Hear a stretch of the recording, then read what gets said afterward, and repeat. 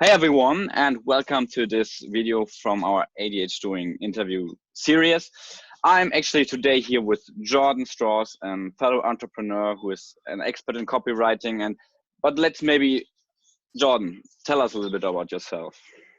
All right. Well, part of the reason why I'm on here is because I've known Maurice now for a few months, and in our kind of going back and forth, I let him know I was diagnosed with ADD when I was 13 years old, and he was building an ADHD related funnel, and I'm not sure I didn't have ADHD. I mean, this was in the 90s, so I could have had it. They weren't I don't even remember that being a thing until the 2000s, and something that I struggle with. But when I found, and we could talk more about this, when I first got into guitar, I mean, you guys, I just moved into a new house. Actually, you can see my guitars down there.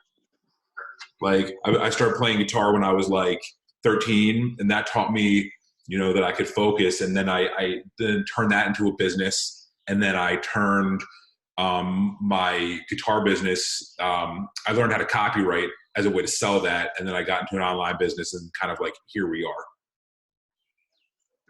Yeah, that's actually very typical, because if people with ADHD are interested in a topic, there's no problem with focusing out, because then there's I actually hyper focus and focus even more on the things they are interested in. That's why a lot of entrepreneurs, it's a diagnosis, but in the end, it's also on a spectrum. Many entrepreneurs show these traits, very broad different interests.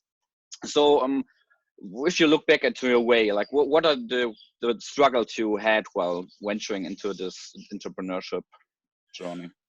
I mean, finding that thing. One thing there's a lot, because I thought about this. There's things I want to say, and I don't know if we're gonna, what the other questions are, but a lot of people feel like their ADHD is like a death sentence or something like that. And you sort of referenced it. It's keeping in mind that if you can't get interested in something, it's not your thing. And so in this entrepreneurial world, I've done a whole lot of stuff. And I started and stopped and quit a lot of stuff. And, rather than beating myself up for it, realize, listen, when you found something that's your thing that you like, you can focus on it. So if you can't focus on it, rather than blaming it on yourself and calling yourself lazy or saying you got ADD or something like that, just understand, you haven't found your thing. And so when I found my thing, which is copywriting and marketing, I literally cannot get enough of it. I can't stop. Yeah, that's also what we're trying here at ADHDers, to really highlight this, framing it as a different brain, really, because of course there are struggles with it, but if you see the advantages of it, if you are interested in things, you actually can perform at high levels, and it can be an advantage.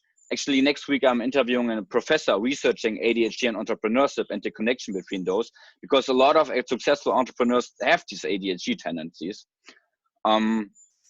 But if you are in an environment that doesn't fit how your brain works and forces you to do things you are not interested in, you will struggle a lot, definitely, in school or university or the foreign job. But it's a great point. You need to find the things that you are interested in, that you enjoy.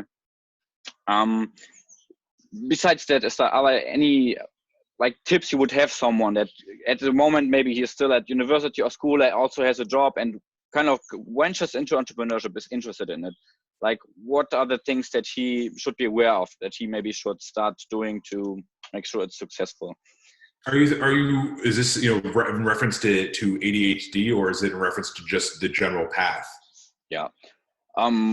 Maybe can make it a little bit more ADHD specific, but also the general part, the general things that, because we are ADHD focused, but then again, many people, a lot of the things are still the same. So if you have some ADHD specific things, throw them in, but your best advice. Try to give it your best advice, basically. Got it. So this is the thing about this, and I never really thought about this until now, but it's kind of crazy. For someone that's ADHD or ADD, and you're on 1,000 different things, that's almost perfect for the start of entrepreneurship, because there's so much to learn, and you can't learn it all at once. And so your natural ability to want to skip from thing to thing to thing is actually okay. And I look at what my path was. I started off learning how to find ideal clients. Then I transferred that then I learned Facebook ads. And then actually part of my story is when I was 31, I had a stroke. And when I was home recovering, I actually had 2 strokes. When I was home recovering from my second stroke, I took a copywriting course. And, and I never stayed in one thing. And I always used to just like I thought it was like something was wrong with me and that it was a bad thing. And now when I look back, like me being the way that I am, put me on the path to where I am. And if I was the type of person that's like, oh, I'm just going to focus on this one thing, like all the skills that I needed to be successful, like understanding marketing, understanding persuasion, understanding how ads work, understanding ideal clients, customer avatar, like all that stuff, funnels. Like if I would have just not been the way I am, there's no way I would have had the level of success that I am, because like I wouldn't have, unbeknownst to me, been naturally doing everything that I needed to do. And then once I got into it and I got some success, then I lasered in.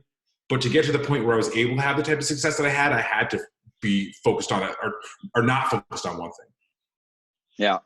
Yeah, I super agree, because I'm at the, compared to you, of course, I'm at the very beginning, but I already can notice it. I skipped around a lot, and now I have a pretty good understanding of many things. And that's why I really actually love that I got into the coaching program with you, because it kind of forced me to focus on one thing long enough.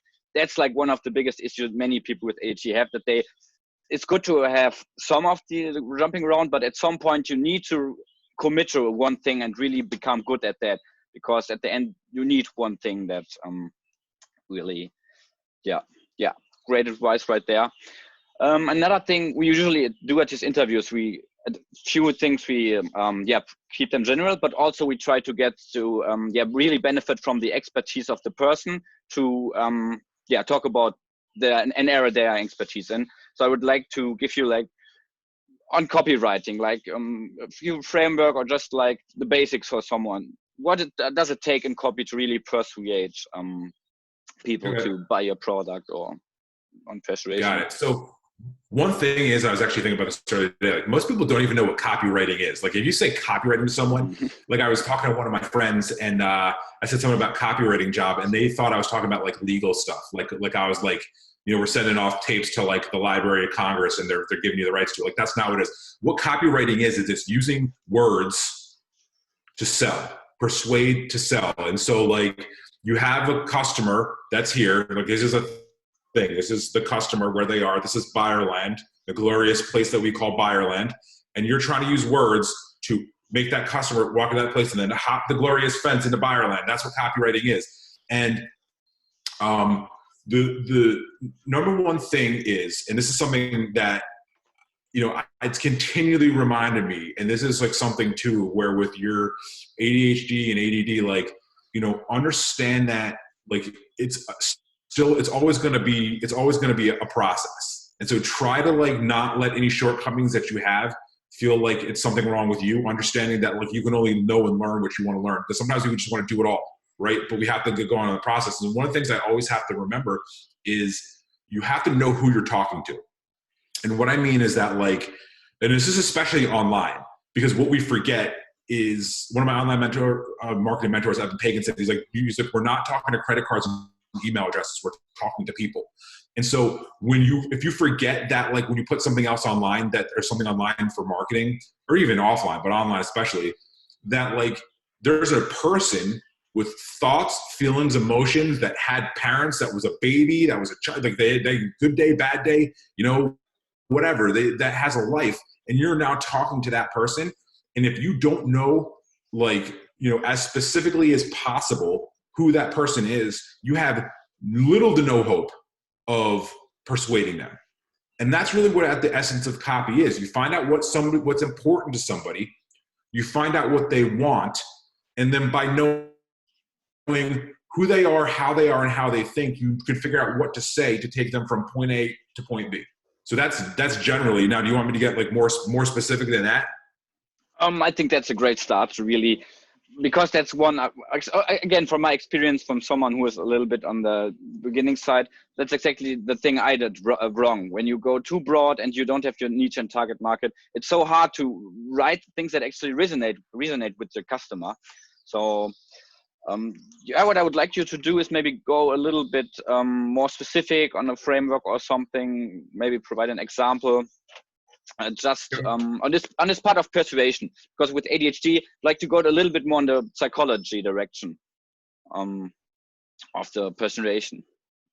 Okay, so with psychology, it's everybody overcomplicates this.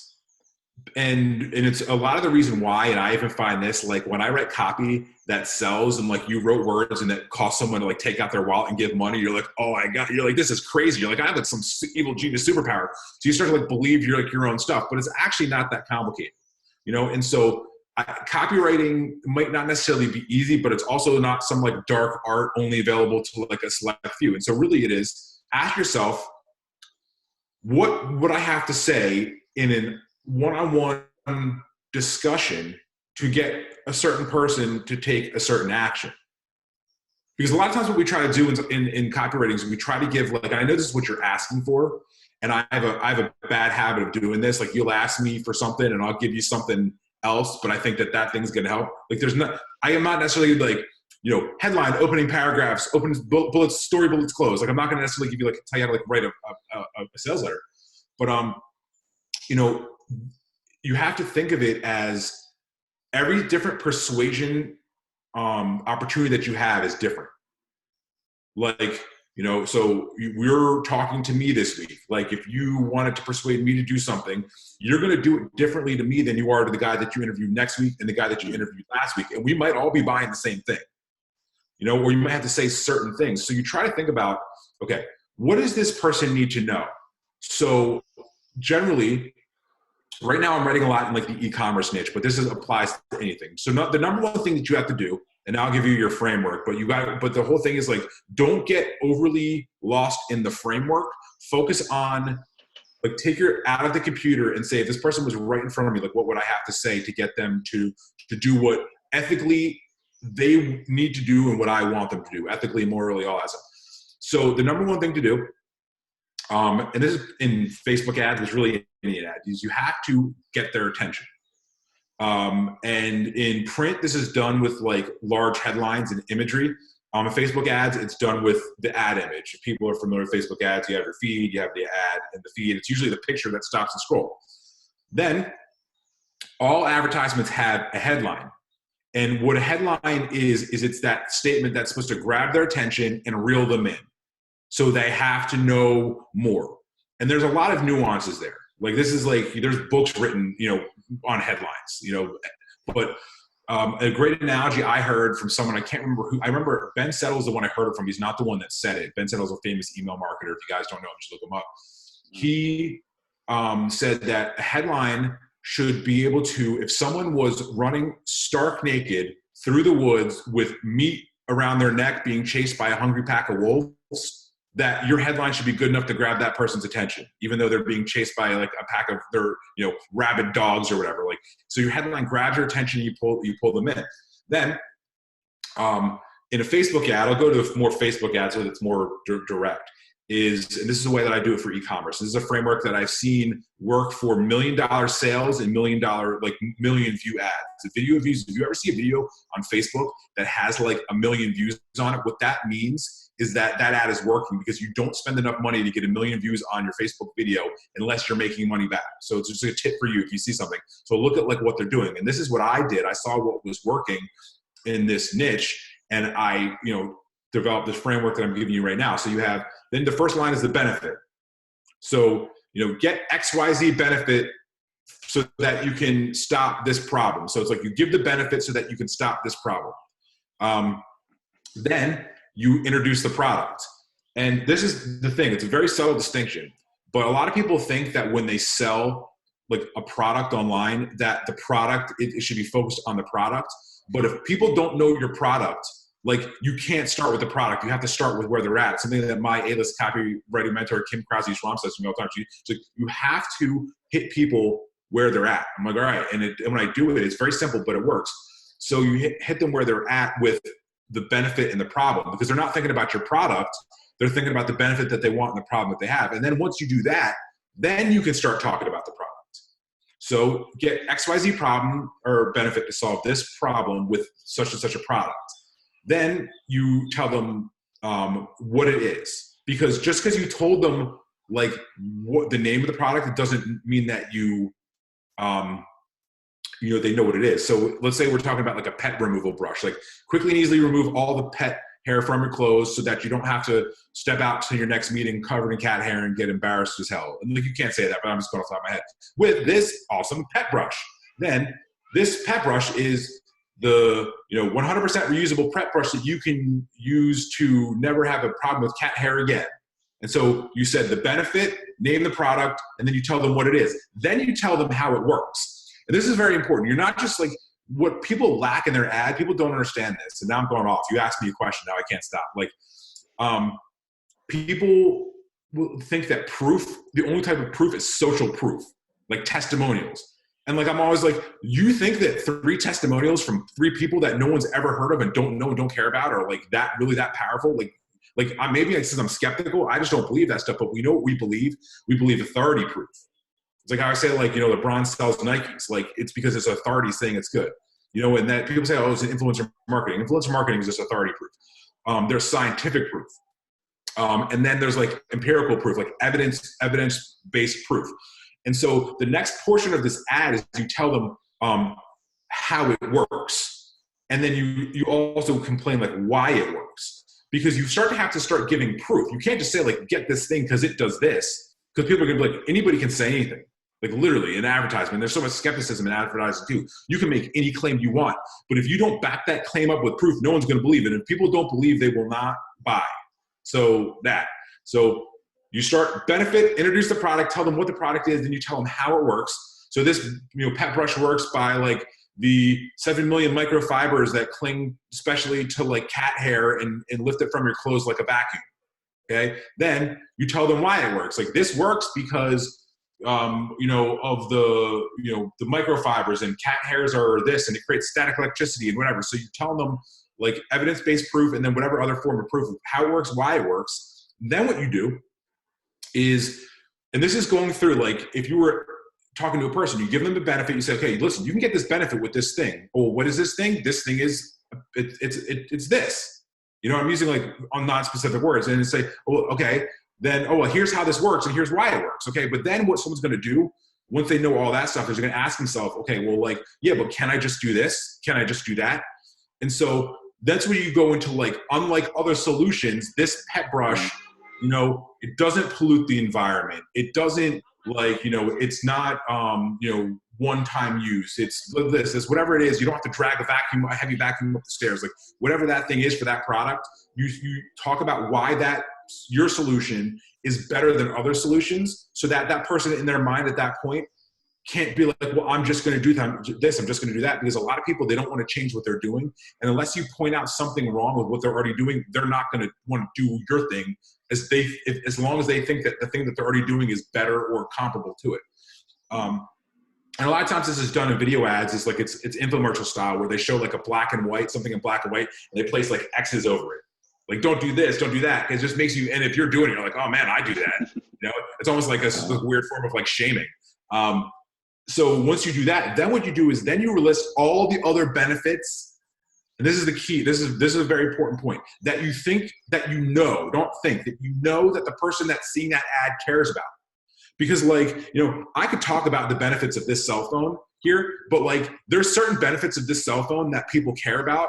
And there's certain benefits of this cell phone that other people care about. And if you explain the benefits that this guy cares about to this guy's not going to buy. So you have to know what the benefits that your product provides that the person actually cares about. And then you list those out at the end. And this is where you start getting also into features. Like it's quality, 100% USA made, won't do this, won't do that, does this, does that. And this is another important distinction. A lot of people think that you can only talk about one benefit in an ad, like a Facebook ad. That's not true. You have a primary leading benefit, the one that's going to pull the most people. And then down at the bottom, when they're like, you're just trying to like knock down any type of objection, or if it does this or if it does that, that's when you list out all that other stuff. And then you give the call to action. The call to action is the offer. How to get it, why to get it, when to get it by, and what they get when they get it. So like you can get this pet hairbrush 60 days risk-free plus $29 in free bonuses. All you have to do is go to, click the link below and let us know where to ship your brush. When you order today, these are the bonuses that you'll get. Order now, supplies are limited. Done. Great. Yeah, love it. No, that's one really, your knowledge of many years condensed to a few different, many more, because in the end, if you get like the basics right first, know who you're talking to, know the benefits of your product and some of the objections people have, so that, and also the proof thing you mentioned, like if you just use this frameworks to start and have the basics right. So I'm loving your answer. I guess that's what was a lot of value. And one more thing to maybe shift back to your starting of your entrepreneurial route. Have you worked in other jobs before? Have you, how fast did you know that that entrepreneurship is something that is for you, that you are interested in? That's a great question. I started raking leaves from my neighbors when I was 8 years old. Like, and I remember like another kid that lived on my street was like selling like these like little plums that were growing on a tree. And I was like, let's start a business. Like, and I'm like, it's the weirdest thing now because like I've always wanted to, and like this is also too, like I'm not like, oh, I'm such a rebel, but like I hate when people tell me what to do, and I'm an airhead. Like my wife's like, you're an airhead. Like, I mean, she's like, you're very smart. She's like, you're an airhead. Like, I'm just in my own world. Like, I don't like following directions. I like to be just creative and stuff like that. And so like ever since I was a little kid, I've known that I want to be an entrepreneur. I've never had a real job in my life. Like the realest job I ever had was working at CVS when I was 17 and 18 years old. It's a pharmacy. It's a drugstore in the United States. And after that, I, did like some manual labor job, and I started teaching guitar, and that's not a real job. Like, I mean, it's not an easy job to teach someone to play a musical instrument. And then I got into marketing, and like, it's all been at home stuff, working with people, like remotely, and making my own hours up and stuff like that, and so from very early on. And I've just been lucky enough that I've had the opportunity to pursue these goals. And although I've had like naysayers in my life that were meant to try to tell me like the good thing, like I didn't listen to them. Like they tried to make me go to college, they tried to make me do all that, and like the core of my being would not allow me to do it. It's like trying to make yourself like fall in love with someone you're not interested in, or date someone you just can't do it. And that's the way it was for me. And this is why this is the only thing that feels natural to me. And my wife says to me, she's like, you would never be happy doing anything else. I just know there's no way you'd be happy doing anything other than this. Yeah, great answer. I'm like, it's the same. I went to college and all of this because in Germany it's for free. So basically it was a normal, and then I kept doing this structure, although I'm knowing like that's not my path. And after finishing college, instead of taking a regular job, that's when I went into entrepreneurship, because I also noticed it's not my right environment. So great advice. Your time, I think you don't have much time left. I got about a minute and a half. A minute of okay, then that's one last thing that you would recommend someone getting into entrepreneurship, besides they are looking into things they're interested in, and maybe just one last advice you would give them. What should they do to? That is very easy. And no one's going to like this answer, but mark my words, success feels a lot like you're getting nowhere. Like the things that you think that you're going to do that are going to like blow up your business, like the fun, like sexy things to do, like that's not what moves you. The boring work, monotonous work, the work that no one else wants to do, that's the thing that moves you. And especially for ADHD and ADD people that have such a tendency to jump from thing to thing to thing, like you eventually have to get past that boring stage where it feels you're not getting anywhere to get the results. And so just be aware of this. Like if you feel like you're not getting anywhere or nothing's happening, like that's oftentimes when things are happening. And if you never push to the other side of that, when the results come, like you'll never get there. And then you'll just spend your whole life jumping from thing to thing to thing, and all like the great, amazing potential that you have inside of you will never get to come out. Yeah. Great advice. Really loved the interview. Thanks so much for your time. Really appreciate it, man. Awesome. And also thanks talk for to you on having me. Wednesday. Thanks for having me, man. And I can't wait to see what you do with this. Yeah, I'm actually confident that it will blow up if I manage to stick to it, because it's a great need. Also, I love putting like this other frame on it, and not only focusing on the bad things of ADHD, but also seeing it as a difference. Because I can see with many other entrepreneurs, like if you manage it into the right direction, you can become so successful. And it's really because that's it's something I'm passionate about. So thanks for your time. You're welcome. And see you soon. Talk soon.